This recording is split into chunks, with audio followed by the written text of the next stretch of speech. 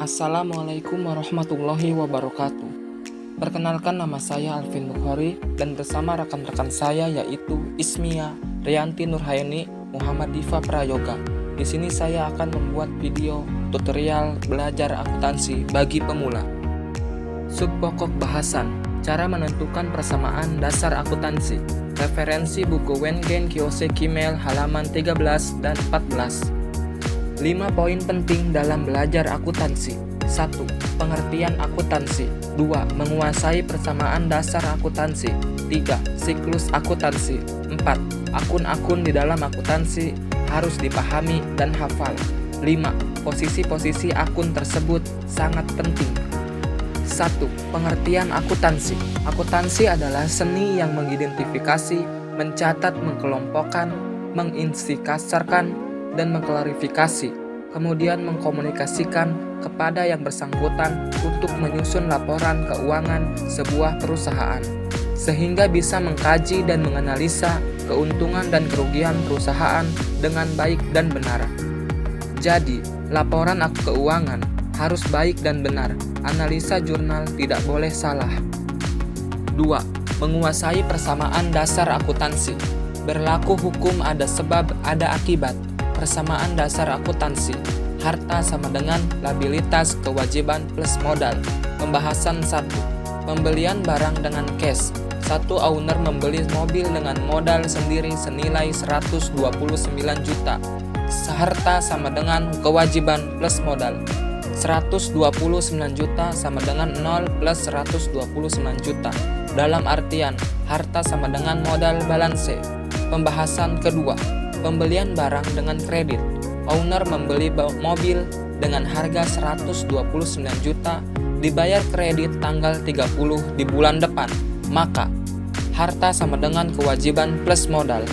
129 juta sama dengan 129 juta plus 0. Kenapa modal 0?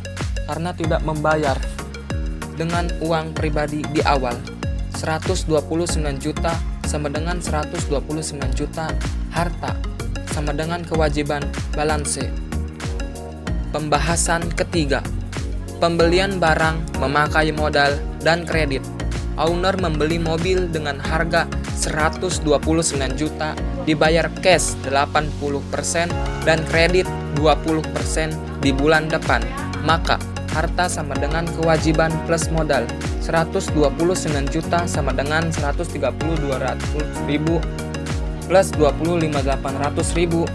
129 juta sama dengan 129 juta harta sama dengan kewajiban balance. 3. Siklus akuntansi. Dalam akuntansi bersifat berkelanjutan dan mengulang terus. Bukti transaksi, buku besar, laporan keuangan, jurnal plus AJP, neraca saldo, jurnal penutup. Persamaan dasar akuntansi. Harta sama dengan kewajiban plus modal. Harta lancar. 1. Kas. 2. Piutang. 3. Persediaan. 4. Deposito. Harta tidak lancar atau tetap. 1. Tanah. 2. Bangunan. 3. Peralatan. 4. Kendaraan. 5. Mesin. 6. Akumulasi penyusutan. Bertambah. D bertambah D K. Berkurang K berkurang K D. 4. Akun-akun di dalam akuntansi dan posisi-posisi akun tersebut. Pengertian: akun adalah tempat untuk mencatat transaksi yang terjadi dalam perusahaan. Akun terdiri menjadi 2. Yang pertama, akun real, tetap, akun yang dilaporkan dalam neraca. Saldo akan terbawa dari satu periode ke periode berikutnya. Terdiri atas harta, utang, dan modal. Yang kedua, akun nominal, sementara, akun yang disajikan dalam laporan laba rugi. Terdiri atas pendapatan dan beban. Harta adalah kekayaan yang dimiliki oleh perusahaan dalam berbagai bentuk, baik berwujud maupun tak berwujud. Terdiri atas beberapa jenis akun-akun tertentu. Terdiri atas harta lancar, investasi jangka panjang, harta tetap, harta tidak berwujud.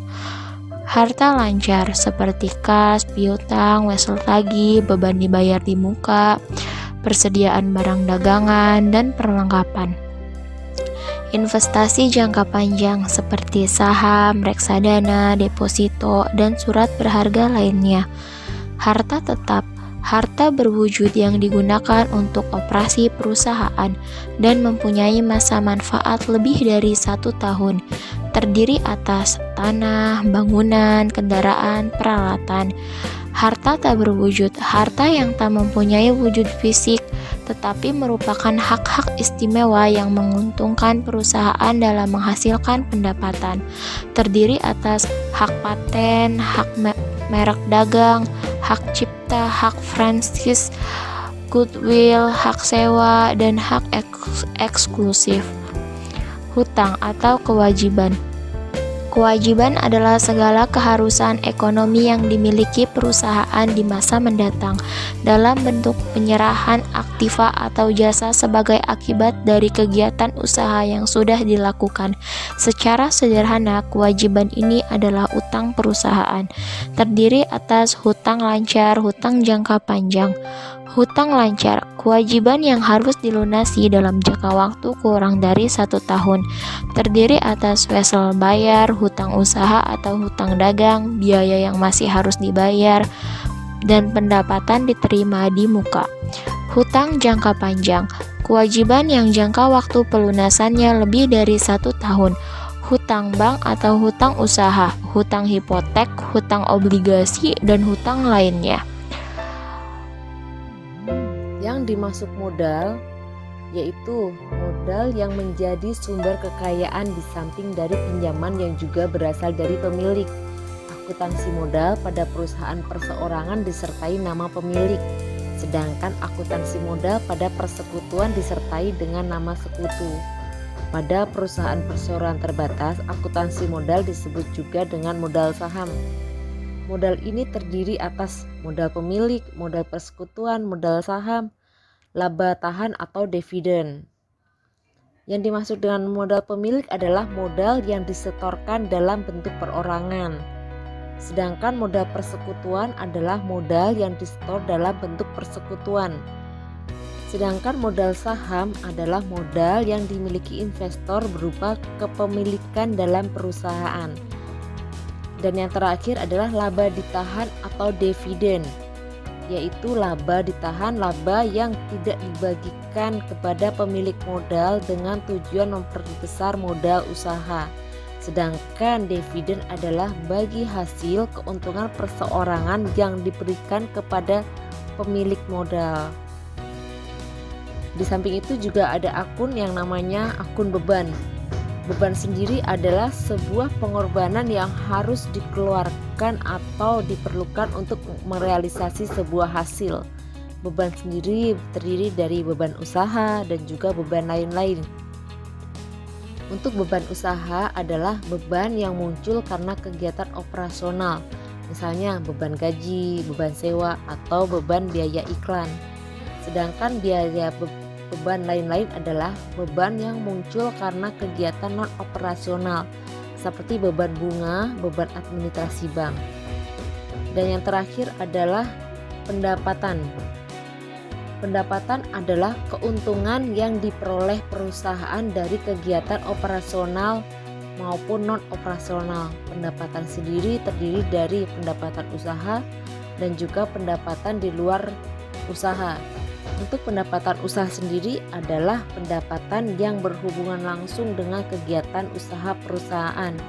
Sedangkan pendapatan di luar usaha adalah pendapatan yang tidak berhubungan langsung dengan kegiatan usaha. Terima kasih telah menonton video kami. Wassalamualaikum warahmatullahi wabarakatuh.